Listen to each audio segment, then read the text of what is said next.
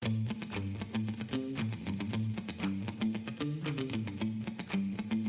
who's back? Back again. We are back. Come and join me. No, I don't want to be in your pyramid scheme. We've made it big in South Korea. Turn around and basically I drop your pants halfway down the queue. Essentially, we did a version of Y swapping. Got GCSEs, you know. Great Yeah. podcast. Sounds amazing with new AirPods. Hello, and a very warm welcome to this very special edition of the Post Pavilion podcast. Now, earlier this week, myself and Paul were interviewed live on the radio. I know, how mad's that? But we thought in this episode, we'll show you some of the highlights from that interview. And it gives you a little bit of an insight of how me and Paul actually became friends and how we first met. But don't worry, we'll be back again next week with the usual stuff. So we've got Chris versus Paul, we've got your Tut of the Week and your correspondence. So enjoy, and we'll see you again for episode 4, which will be out next Friday. In the meantime, it's time to pass over to Pete Sherriff on Flashback Radio. I think we're ready. Welcome to the Late Tonight Show, starring Pete Sherriff, with our very special guest, Chris and Paul, from the Post Pavilion podcast. And we talk SpaceX and Amazon. And now, live from Solihull, just outside Birmingham, just off the A45, here's your host, Pete Sherriff.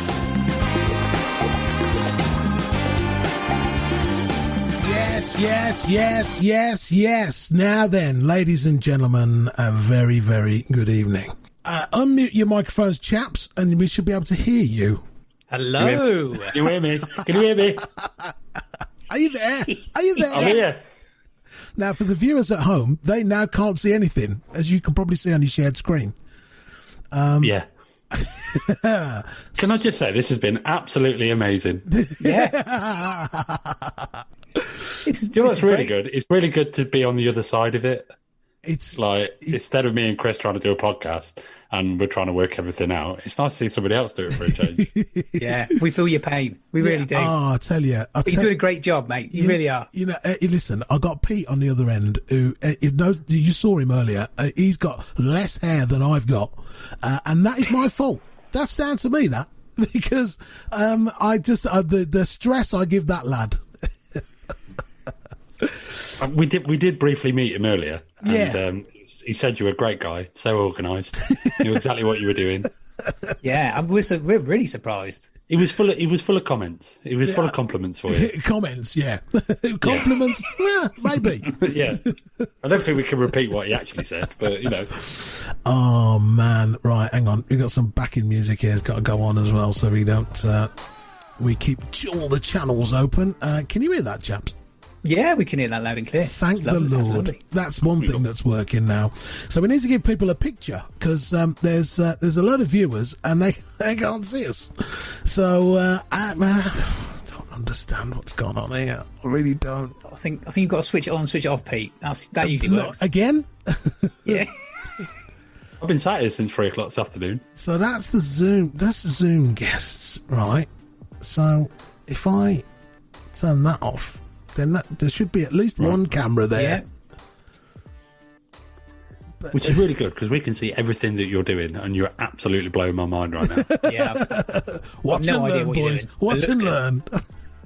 Watch and learn? I don't know if we're going to learn much, but we can certainly watch it. Oh man, That's I don't good. know. I don't understand. This is just nonsense. Anyway, right, I tell you what, let's talk for a little bit, and then while we're talking, I'll work out what the hell's happened. That's a good Right. yeah, why not? Okay, so you two, it's the Post Pavilion podcast. What day do you deliver this to your what episode? You're on episode 4 coming now, is it? So basically, we are due to record episode 4 this week, and Just then it have gets this. put out. It gets put out on a Friday, so a fortnight every Friday. Oh, every 2 weeks, right? Okay. So yeah, so we're into going into episode 4. So do you know what? The reason we started it was just because we were pretty bored actually during this really, really long lockdown. Yeah. And we've been talking about it for months and months and months, going, we need to do a podcast. Paul, do you know anything about podcasts? You're like, no, not. I didn't have a clue. I just I'm not technical in any way, shape or form. I can barely put my socks on correctly. But yeah, so when I said to Chris, if I just turn up and sit on the other end of the computer and then you do all the technical bits and then we'll just talk. So that was kind of how it came about. So for the past 3 months, I've been sat watching YouTubes of how to do a podcast. Yeah. I knew how to do the audio. I could do the talking bit. It's all the editing and all the putting it all together, which I found tricky. Yeah. And then we decided to go ahead and get it launched in January. And like I say, we're on to episode, coming up to episode 4, and we're only just finding our feet with it, and it's going. Yeah, I'm really enjoying it actually. It's good. I listened to the I've listened to 2 episodes out of the 3, right? And I have to say that you two guys, okay, let's explain to the audience, right? I've known you two guys, 15 years or something? It's got a bit, there, isn't it? 2008, I think it was, if I remember it well. Yeah. And I saw my very first, in fact, my second experience. My first experience was with the old Ents manager of Skegness, watching him on stage trying to sing, which was interesting. Right. And then my second experience at Butlins was watching you two absolutely smash centre stage by singing the Fresh Prince of Bel-Air theme song. Oh, so was that one of the live music weekends then, was it? It was the very first live music weekend I went to. Oh, wow. And that's mental. I did like an hour downstairs in the Skyline when they had it got a stage set up by Rosso. Yeah. All right, yeah. So my back would have been to the windows, and I'd have been looking into to Skyline. And I used to love that spot. I played an hour there. I didn't know where I was staying and ended up at the bar getting drunk. So, and you two were on, and that was my first experience. And I was like, you know what? I did this. I want to do that. I want to do that. Yeah. So, I mean, I never thought we'd be an inspiration to you, Pete Sherriff. Listen.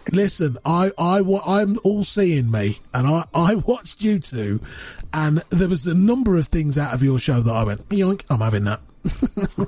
Yeah, but the thing is, we probably stole it from somebody else, so don't worry about that. That's how we came. That's what we did. We just nicked bits of other people and just put it into our own way of doing it. So yeah.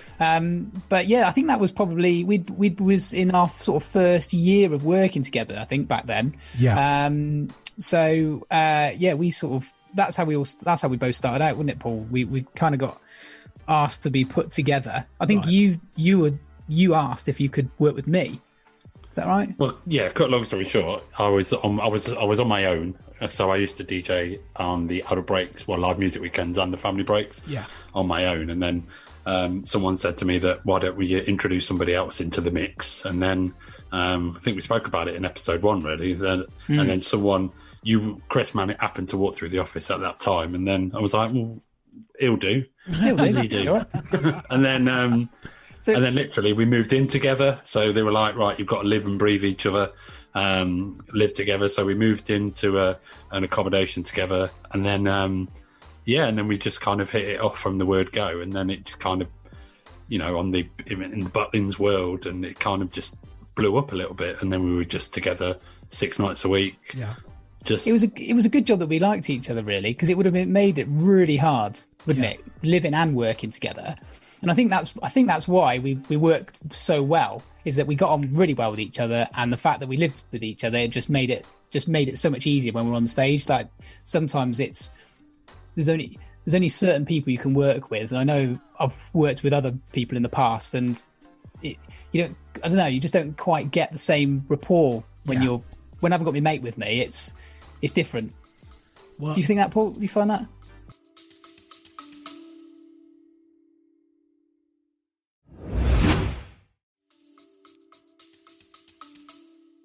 Yeah, totally. To be fair, we got thrown in, and we would start working with other people on the odd day off or whatever. But it was kind of just the two of us all the time, and then we had our rest days together. So we were actually with each other 24/7, and just we had a proper lads pad as well in our accommodation. It was a proper lads accommodation. It was. I can imagine. I did. But did you? So in the old accom down there, there's sheds as they call them. I'm giving away trade secrets now. Look, those. Did you live in those like flat things that were sort of behind the spa? Yeah, we lived in that luxury accommodation, Pete, and actually, ours was all right. Luxury. Yeah, we had a bath. Oh, we did you? We had a cooker, and we had a bed, and a couple of sofas. Actually, no, we had a couple of recliners. Actually, we went up market. We got rid of the 2-seater sofa, and then we wanted to be like, is it Joey and Chandler from Friends? So we like saved up like 6 weeks worth of our pay, and then we ended up buying a couple of recliners that we just literally sat in front of the telly. And the thing is, I can see you two doing that as well. That's the thing, is that there's no better duo than to be sat in a pair of leather chairs in their pants than you two. So then I think I came across you. I didn't see you then, for I didn't really know the two of you. Did a few adult breaks and then disappeared for a little bit and then came back and you two were presenting something. I'm trying to think what it was. But the two of you clearly work together very well because you seem to know what each other's going to say, and a perfect duo. Do you know what I mean? I've always wanted somebody that I could work with like that, and that's why I'm always on my jack, because I'm like, well, nobody knows my jokes better than me, so I'm gonna. Yeah. But you two seem to be able to bounce off each other effortlessly, and I'm very envious of that, chaps. Well, we kind of, I think the way our sort of, I suppose it was an act really. You'd always play the straight one, Paul, and I'd always be the silly character. But then I'd always, to be honest, Paul was the ideas man. He'd always come up with like what we're going to do tonight. Because that's the first thing I do when I start a shift. Like, what we're going to do tonight? We've got to do something entertaining. It's like, why don't we do this? And then we just kind of went with it. And I always knew what Paul was going to say. Right. I probably know what he's going to say right now, if I'm honest. So, but that's how we knew what each other was thinking. Yeah. And I think that just reflects into the podcast as well. So we don't really have an idea. Like when people always ask us what's the podcast about, and obviously there's millions of podcasts out there. Yeah. And people say, "What's your podcast about?" And I can't tell them what's about because we don't know what's about. It's just generally about like two mates that are not lucky enough nowadays to be working together on a stage platform that we can just literally for 2 hours every fortnight on a Saturday we literally just get behind the iPad and get behind the computer and just have a good old chat thing. Well, it did make me laugh. I was listening this afternoon to the one where because I didn't know you were such a tech head there, Paul. And poor old Chris is still with his iPhone. That was hilarious. You were talking about I think you were doing the Chris versus Paul thing, and it was you kept buying stuff and Chris was trying to catch up, and then when you did the Chris versus Paul, you were saying when did the last how many iPhones have been sold. We were talking about Apple, weren't we? So I was saying about the fact I brought a new phone, and then our Chris versus Paul, our kind of first question to each other was about the same brand, and we were like, oh, what was yours about that or mine's about that? It'd been even better if we both come up with the same question, but it was phone related. That's what it's just about being about. It's just about being on the same wavelength page. Very much so, yeah. And then it goes even further when we were on stage together. Yeah. We would literally just say one or two words to each other, and then we knew where we were going to go next. Yeah. Or I would say something to Chris. Could be absolutely anything, and then Chris would automatically know straight away that he was going to go with it. Move over to the next bit. Yeah. So Paul, you'd be from going what Chris just said. You would be the straight one, and Paul would, and Chris would be the funny one, so to speak, if you like. So can you explain this to me then?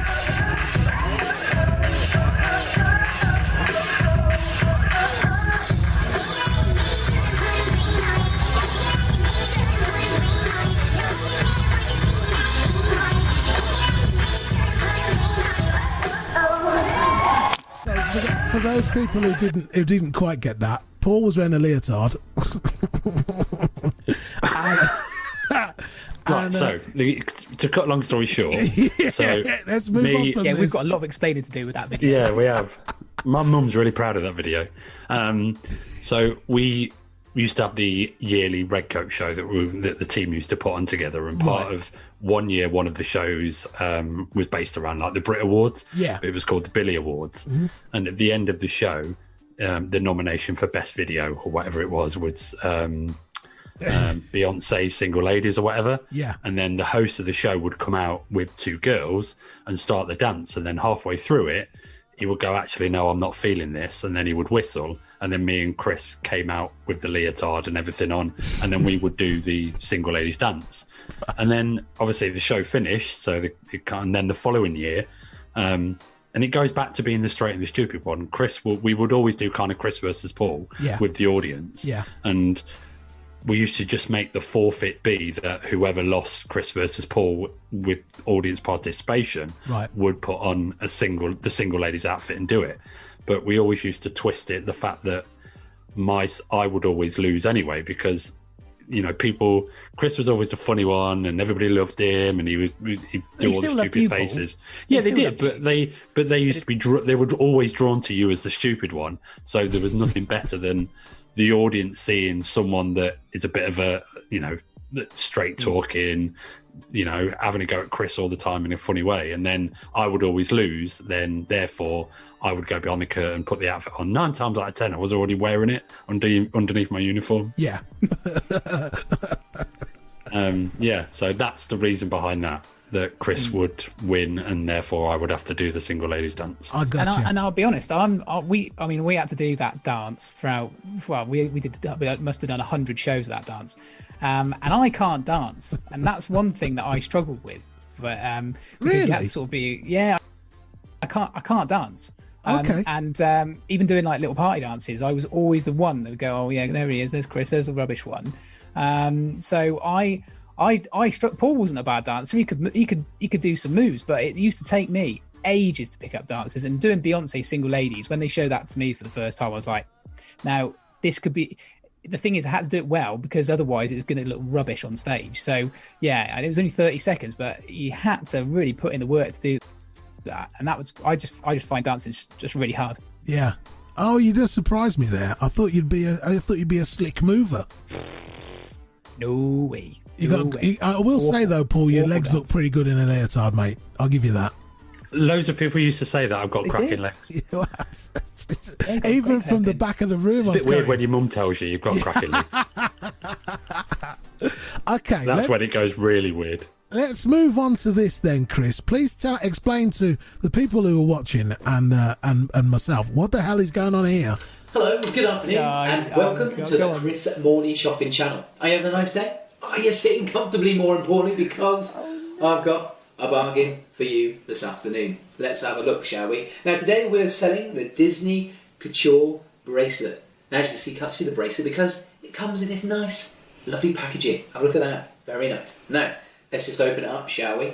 And inside, here it is. The gold-plated Disney Couture bracelet. Chris was doing what looked like a audition tape for QVC. Continue, sir.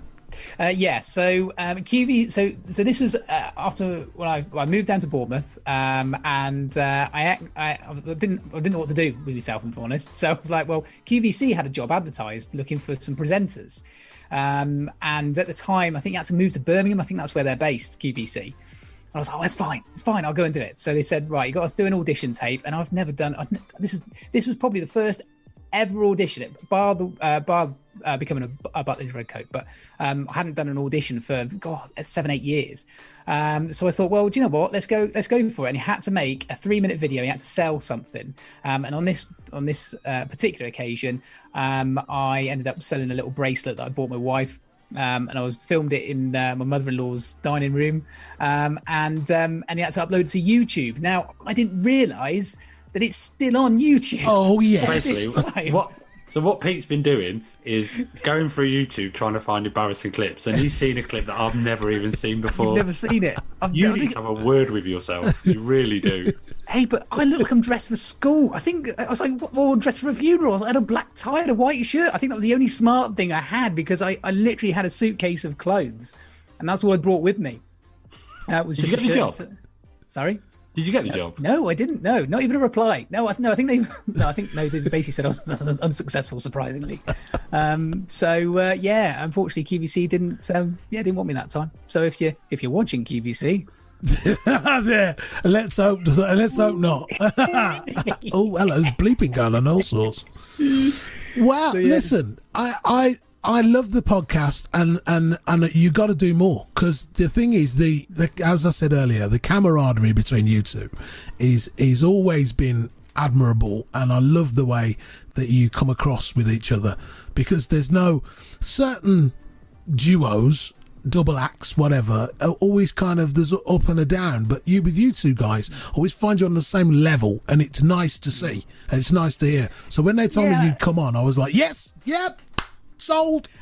And I think we don't really take it too seriously either. We just go out and have fun. Yeah. I mean, we haven't, like Paul mentioned earlier, we haven't performed with each other for a couple of years. I think it was a New Year's Eve was the last time that we went out on stage, wasn't it?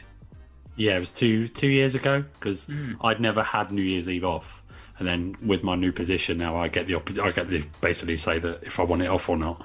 So I took the decision to have the not obviously this New Year's Eve just gone, because everybody had it off, but the year before I decided to take it, decided to have it off. So I let Chris ride solo for one night. And do you know what? It is really weird, because I don't mind going solo, and I'm quite happy to do that, but I do miss it, because I'm like, because when you got your mate next to you, like, oh, what should we do next, or what song should I put? Is that because you had to think for yourself? Well, that's probably that's probably right.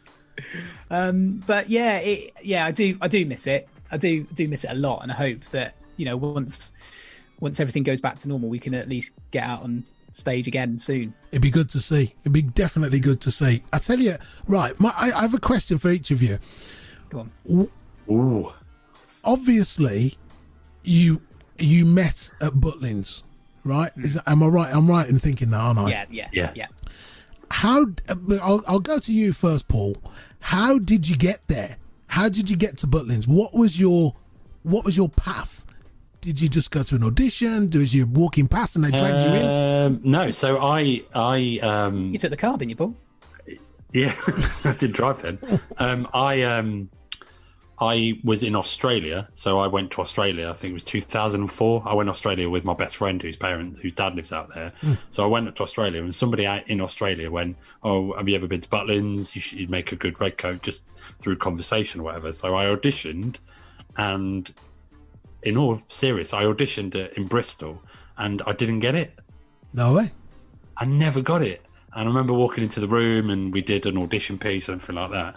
And then they just said I wasn't successful, wasn't what they were looking for. Wow. And then I left. My mum and my granddad came with me, them proud, let's come with you, like X Factor-esque moment.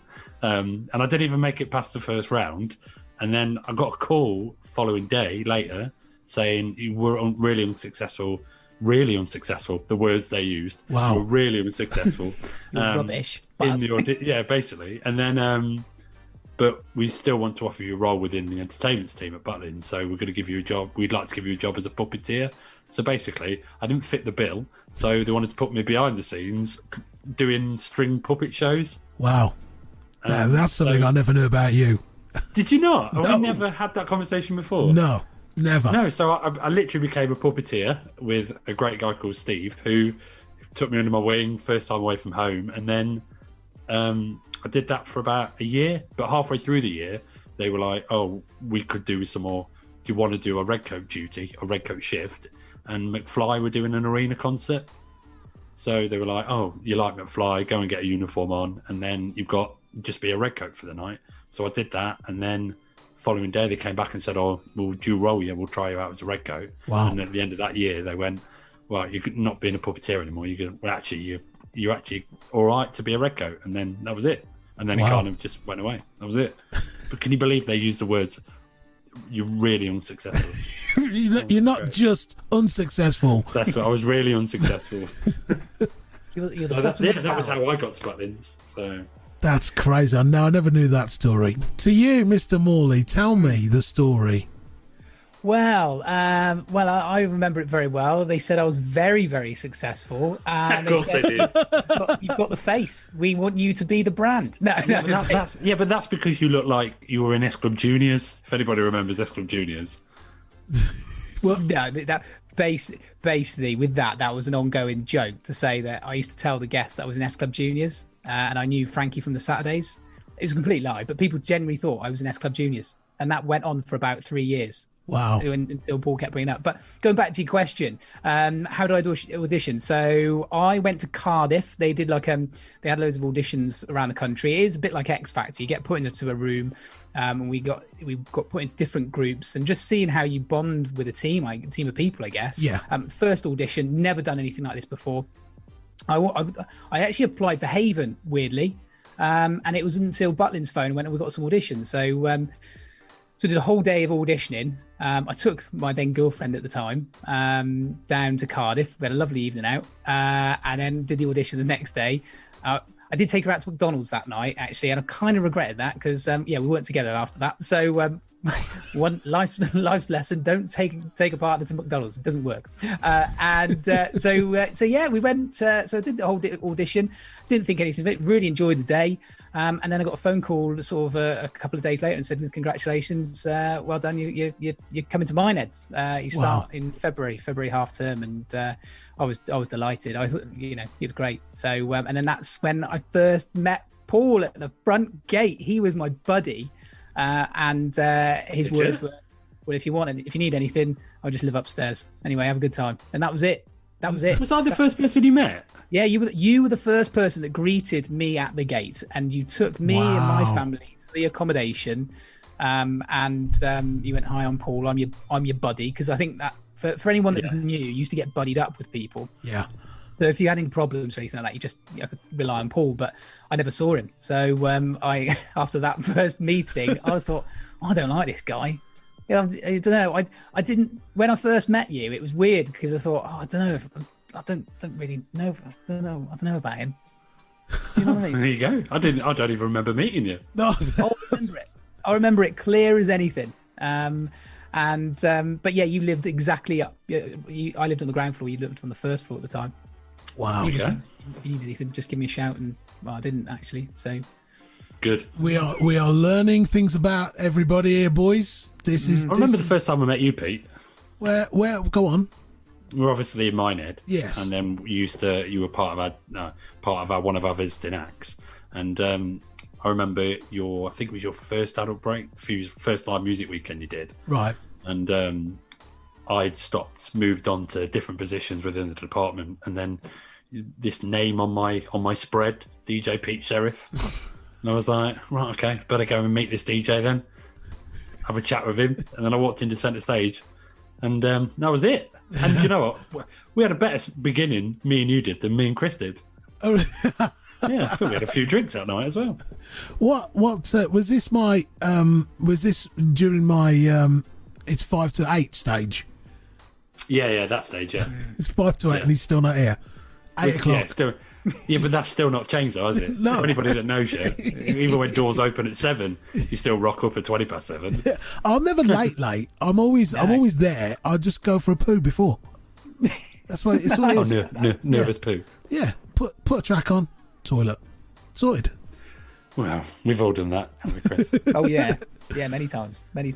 So, what does the future hold then, gentlemen? The podcast is great. It's you're 3 episodes in and a trailer, nice. And you're when are you recording the next one? Are you recording it this weekend? Yeah, we're recording this weekend, and it'll go out next Friday. So, do you know what? When we first started it, we just thought, well, no one's really going to listen. It's just a little bit of fun, but actually, people have enjoyed it, and we'll just keep doing them when if people want to still listen, we'll keep doing them. It's nice to have a bit of a catch up with your best mate, and hopefully people can relate to it.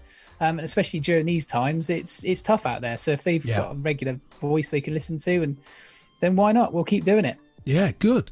Clearly, Paul, you're in some kind of prison there with that background going on. No, this is what I've been doing in lockdown. I've started bricklaying, building a cell, knocked it through. Yeah. Well, so what does the future hold for Mr. Gilbert then? Well, like us all, really. I think in the current world pandemic that we're going through, I think, we just, everybody, you, me, I, and everybody else is just waiting to get back to kind of some form of the new norm type thing. So I think the future really is just to kind of just get back to doing what you want to do every weekend, and Chris get back to touring the country, putting on all these performances and that. Do you know what? I don't know about you, Pete, and Paul, actually, is that when something's taken away from you like this, it makes you realise, I really miss this. Yeah. I miss the feel of a live audience. I miss entertaining not like one person, but 10, 20, 100, whoever many people. You just miss that rush, and you don't get that from sitting in your back bedroom doing a live DJ set. Do you know what I mean? I don't think anybody that is not meant to do this job has bailed over this lockdown. They've gone. That's it. So the amount of I've got one of these Facebook groups that sells equipment between between DJs. Within 3 months of lockdown, it was inundated with mixers and this and that, and seeing it. Loads of people going, I'm done. I don't want to go back to it. I'm not interested, because I think the novelty had worn off. However, there is a hardcore group of people that are just like this. Just waiting. Yeah, it's coming. And you know what? When we are allowed to go out and party, it's gonna be brilliant. It's gonna go off. Everyone's just gonna have such a good time. I said this on my show on Saturday, that it's gonna be the mentalist party ever. It is. It is, and and there has been times where you go. I mean, I've had it. I've spoke to you, Paul, plenty of times of just going, I'm finding this really hard. When's this going to end? And can we go back? Can I go back to sort of DJing and performing? And you sort of question yourself. You think, what shall I do next? It's like, well, I know what I'm good at, but what? I don't know. And you're always like, well, just hang in there. This will end. It will end at some point. Yeah, it's like a key. It's like, we all obviously talk to people within the industry on a daily basis, and you just there's nothing you or I is going to do to change the current situation. Nothing we're going to do about it. We just got to literally roll with the punches with it, but be excited about what's going to come the other end of it. We will be back on. You guys will be back on stage DJing. I'll go back to my role within with Butlins and coordinating and looking after the overall experiences, which is I want to see them curtains open again, and I want to see people dancing, singing, comedians. I want to see people do what they love to do. But it's nothing you can do now is going to change where we are. You just got to literally just be positive about it. One of the things I'm looking forward to is that anticipation, because when you get a new act and you don't quite know and like you'll hear a sound check, and Chris, all three of us are lucky that we get that sneak peek first, so we kind of know what's coming. But nothing, it doesn't matter who it is. I remember Carol Decker doing Centre Stage once, and I heard a warm-up kind of sound check set, and I was like, okay, no worries. And then she came on and everyone was like that. Because you just blew them away. So it's that anticipation of what they're going to be like as well. It's the whole thing is a journey, isn't it? I've had acts we think, these are going to be good. They're going to nail tonight. This is the big one, eh? I'm just going to sit back and I'll just let the room do its work, because I know this act is going to storm it. There's excitement. It's big build up. Usually it's the last act of the night, and then they go on, and then you go, right, I'll just go and hang out the back for 30 minutes. You go back out on stage to bring them off, and the room's empty. There's no one. Now you see. Let's not name any of them acts. No, well, you know what? I was going to say, let's not name names. Yeah. But what I was going to say was, which was the most bizarre for you? So I think we won't upset anybody by going down this line of questioning. Bizarre. But what I was going to say was, I did this with, and I know Kenny very well, so he won't mind me telling this story. But my one was, I built up Kenny Thomas for 2 nights on the bounce, ready for the Sunday night. Mm-hmm. I smashed it. Just every 10 seconds, Kenny Thomas. Yeah. Introduced him on stage.